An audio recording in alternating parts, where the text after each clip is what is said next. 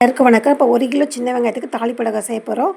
அதுக்கு 100 கிராம் வெள்ளை பூண்டு எடுத்துக்கோங்க. 50 கிராம் தோல் உளுந்து, 20 கிராம் கடுகு, 20 கிராம் வெந்தயம், 20 கிராம் சீரகம். இந்த வெங்காயத்தையும் பூண்டையும் ஒரு கைப்பிடி அளவு கருவேப்பிலை எடுத்து நல்லா கழுவிட்டு நல்லா காய வச்சுருங்க. காஞ்சதுக்கப்புறம் வெங்காயத்தை வந்து 1-2 அரைக்கணும். நைஸாக அரைச்சிடக்கூடாது. 1-2 அரைச்சிட்டு பூண்டையும் 1-2 அரைச்சிட்டு இப்போ எல்லாத்தையும் நம்ம ஒன்றா கலக்கப்புறம் இதுக்கு வந்து இந்த ஸ்பூன் அளவு 1 ஸ்பூன் கல்லுப்பு எடுத்திருக்கேன். இதிலே 1 ஸ்பூன் மஞ்சத்தூள்.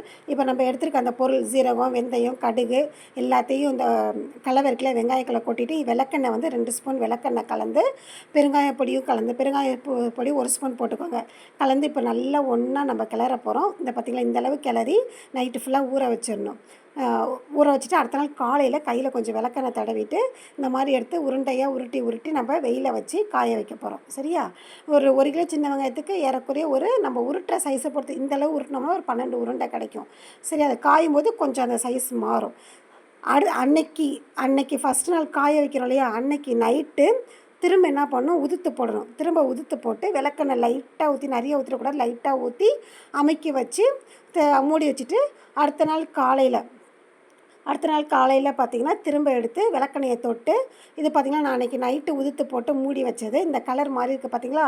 அடுத்த நாள் காலையில் திரும்ப விளக்கெண்ணெய் கையில் தொட்டு இந்த மாதிரி உருண்டையாக உருட்டி பிடிச்சி வைக்கணும். இந்த மாதிரி 3 நாளைக்கு செய்யணும். திரும்ப 3 நாளைக்கு அப்புறம் லைட்டாக நம்ம நல்லா அந்த உருண்டையை அமுக்கி பிடிச்சி நல்லா வெயிலில் வந்து ஒரு 15லேருந்து 20 நாள் காய வச்சுட்டோம்னா இந்த மாதிரி சூப்பராக இந்த பார்த்திங்களா கலர் எப்படி சேஞ்ச் ஆகிடுச்சு. இந்த மாதிரி வடகம் தயாராகிடும். நீங்களே வீட்டில் செய்யுங்க. குழம்புக்கெல்லாம் போட்டால் டேஸ்ட்டாக இருக்கும். முடியாதவங்க நான் சேல் பண்ணுறேன், வாங்கிக்கோங்க. தேங்க்யூ.